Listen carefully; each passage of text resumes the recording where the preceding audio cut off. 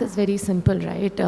In any month, if your total revenue, only 20% of it is, say, coming from acquisition and 80% is coming from, customers who are organically coming back on their own and buying their next month kit, the P&L beautifully turns green.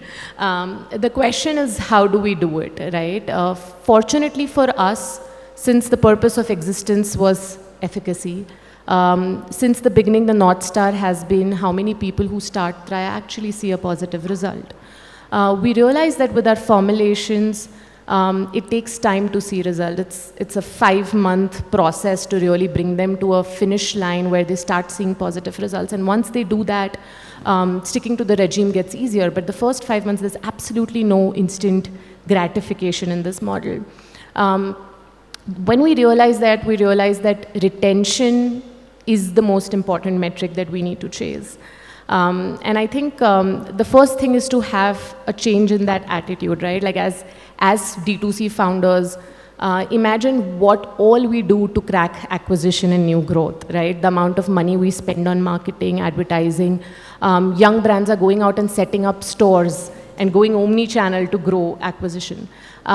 What do we do for retention? So at Traya, there's this joke, or rather a dialogue that's used again and again, that we can actually afford to sit on a bike, reach the consumer's doorstep every morning, knock the door, and say, did you take your Traya regime today?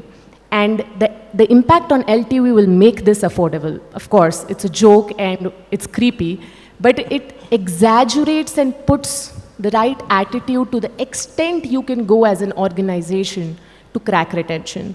And I think that focus led us to sort of course, it's work in progress, and we're hoping to improve this number as we grow, but that's one of the core reasons that helped us turn green.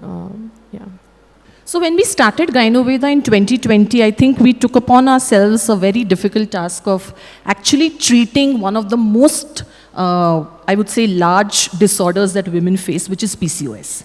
And it was unheard of to say that PCOS can be treated, because everything that women until then were given to understand that PCOS has to be managed.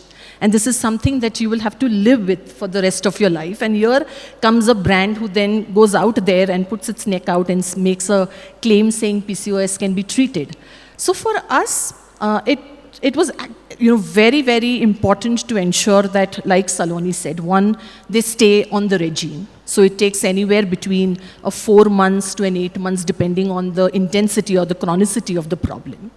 But the amazing part about when we were trying to solve for PCOS and where we had started seeing amazing results was fertility branched out to be a superhero. And this was least expected because, we were trying to get women completely recovered from PCOS. And then we saw women with PCOS who were wanting to conceive. They conceived with our medicines. And that's what gave birth, literally, to the fertility segment. But when it came to fertility, the online model started to show cracks. And that's actually, if you see even in the AV that happened, it's the 2020 to the 2023 story.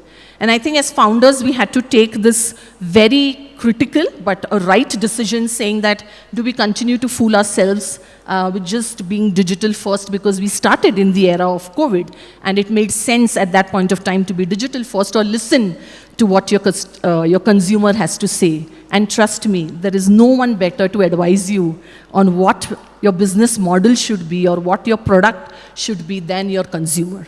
So I think truly we listened to our consumer. In our parlance, consumer is the queen, given the world that we belong to. And so truly listened to the consumer, the community and the narratives that came out. And everywhere women were saying, when we were doing webinars, Dr. Aarti, who is our third co-founder, and I, when we used to do webinars, we used to have about 500, 600 women attending the webinars from about 500 pin codes of India.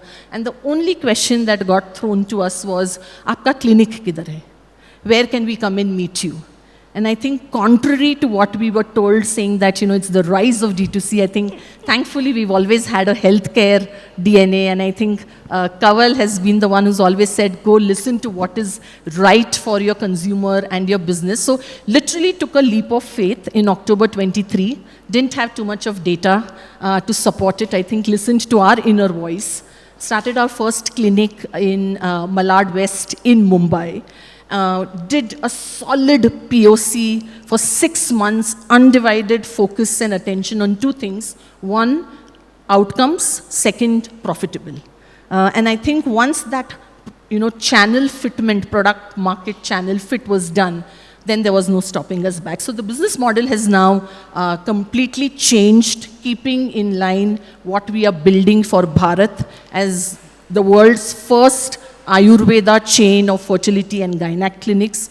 At this point of time, as we speak, we are 31 clinics present across different states: Mumbai, Delhi, Nagpur, Pune, Kanpur, Lucknow, different parts of Punjab. And the intent is wherever there is a woman who needs treatment, and if Gynoveda can be accessible there, there is no reason why we shouldn't be present. So yes, the business model has changed, and super bullish about what the future holds for us. Oh, absolutely, Ankur. I think expectation setting, I think for all of us here is the single most important thing to sort of execute well when sort of speaking to our consumers. And I think that's been at the heart of what we're doing. So we've sort of obviously set up a service team on top of the product business, which works with our customers pre-purchase, post-purchase, various journeys have set in. But even on the product side, I think why our solutions, I would say, typically work better and help with better retention rates are, we are not a multivitamin, because typically with multivitamins, you'll take it, you'll use it for a period of time, but you won't know if it's working, not working until you do your blood tests, you see your sort of markers, if it's gone up and down, then you sort of realize if it's sort of made a difference. And in India, consumers are yet not evolved to that extent to continue with such regimens without seeing tangible outcomes.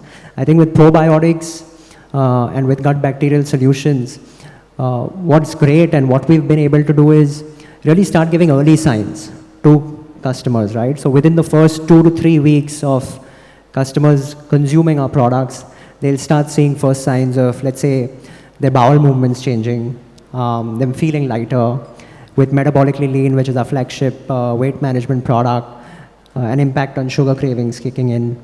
And that's what sort of really incentivizes the customer to be at it. And with obviously an added service layer on top of that and setting the right expectation, it's a new category where it is category creation, it is education, awareness, through content, through comms. How do we continuously build that and execute well on that to ensure people stay the course, with reasonable diet and lifestyle measures to really start seeing a difference. And that's essentially how it's been played out, right? So for us also as a company and a brand, we've grown a lot by word of mouth, right? So a customer used it, saw results, got their family to use it, got their friends to use it, and so on and so forth. And that's how we've sort of really organically been able to grow so quickly in a short period of time.